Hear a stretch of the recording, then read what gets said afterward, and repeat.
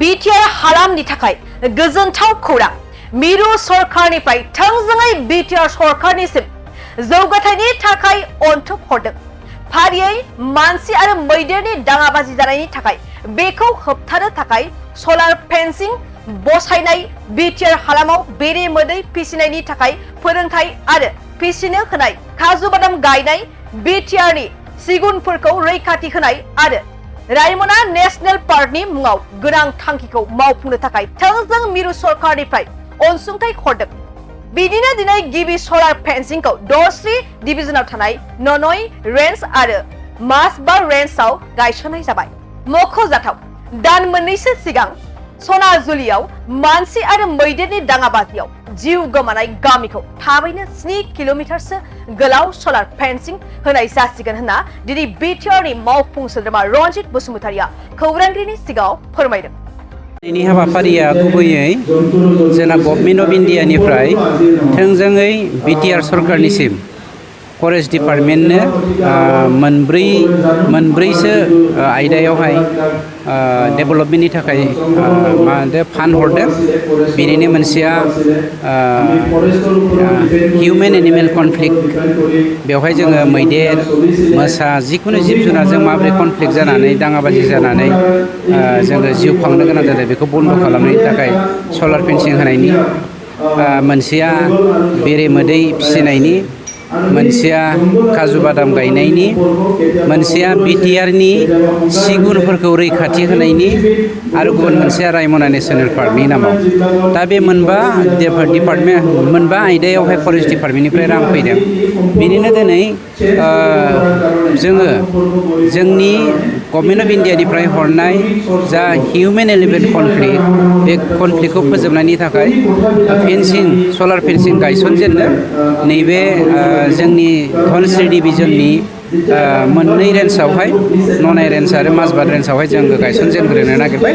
दिनैनिफ्रायनो opening जासिगोन। बेनिखायनो जोङो ओरैजाय मासबाद रेन्जआवहाय सनालिपारा ना मा होनदोंमोनलाय, सनाजुलिपारा ना सनालिपारा होननाय बै खेबसे गोरलैजों लोगोसे बिमा बिफा मैदेरा गाथारनाय गामिखौ बे एरियायावहाय 7 किल'मिटारसो जोङो फेन्सिं होग्रोनो नागिरबाय। बे गाबोन सबनियाफ्रावनो जागायजेगोन।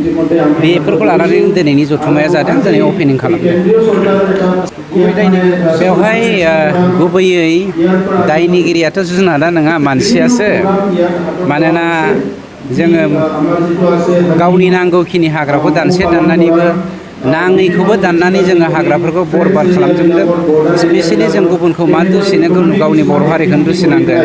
मानोना बर'फ्रा बेवहाय एसे हाग्रा दानलाय, फाननानै गुबुन मोनसे जायगायाव हाग्रा दानैलाय, बिदि दाननायनि जाहोनावनो गासैबो हाग्राया जोबस्रांलांबाय।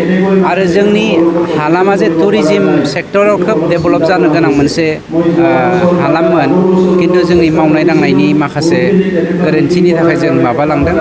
दा बेफोरखौनो जोङो फोसाबनो हायै जादों। बेखौ जायखौ जोङो मा होनो मेन मेड डिजास्टार होननानै बुङो।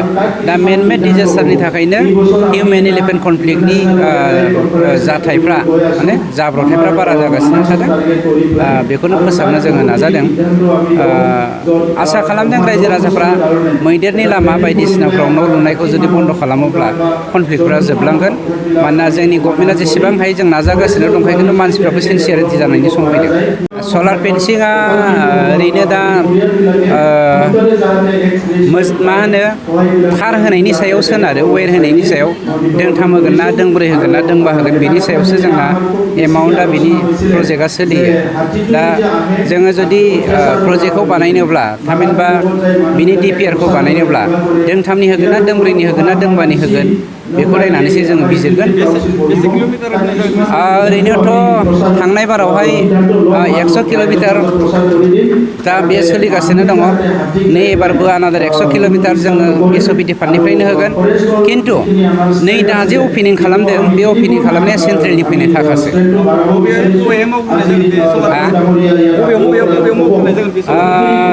दा सनाजुलिपारा ना मा होनो, बेवहाय मोनसे मावगोन, गुबुन मोनसेखौ नैबे ननाय माबायाव रेन्जआव मावनाय जागोन। जोनोम सान आरो गुबुन गुबुन गाब गोनां बुब्लिफोराव खुगा गोदै खालामनो जों लुबैयो केक।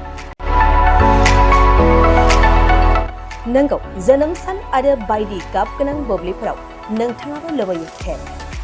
मोनफ्रोमबो बुब्लियाव केकआ बयखौबो मुहिहोयो आरो देहाखौ थाजिम मोनहोयो। बेबायदिनो क'क्राझार सहर डन बस्क' एच.एस. स्कुल र'डनि वार्ड नं 4 आव दं नोंथांखौ मुहिहोग्रा आरो थाजिम मोनहोग्रा गोथाव केक।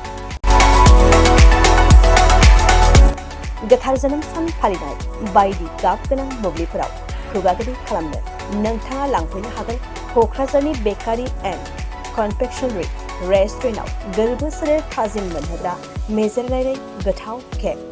बे गोथाव मेजेरनां केकखौ जानो लुबैदोंब्ला थोंजोङै मख'नाय थंआव थांनाबो लायनो हागोन आरो बिथांमोननि होखानाय 767601351888 8860607313 आरो 880007664009 जानबुं अनजिमायाव सुलादाना बुकिं अर्डारबो खालामनो हागोन। अब्ला माखौथो नेना थाखो? जोनोम सान आरो गाब गोनां बुब्लिनि थाखाय दानो अर्डार खालाम बेकारि एन्ड कनफेक्शनारि रेस्टुरेन्टआव केक।